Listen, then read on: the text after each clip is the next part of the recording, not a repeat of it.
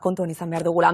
11:37 minutu, kontu gehiago izan ere bi hitzordutara begira gaude, bi larrialdiei modu batera edo bestera, erantzuna ematen dietena, alde batetik klima eta beste batetik euskara. Berehala egingo dugu Bergarara, baina lehenik eta behin gogoratuko dugu ingurumen arloan ardatz atlantikoaren lidertza bultzatzeko lankidetza hitzarmena sinatu berri dutela Aklima Euskal Klasterrak eta Biratek Galiziarrak.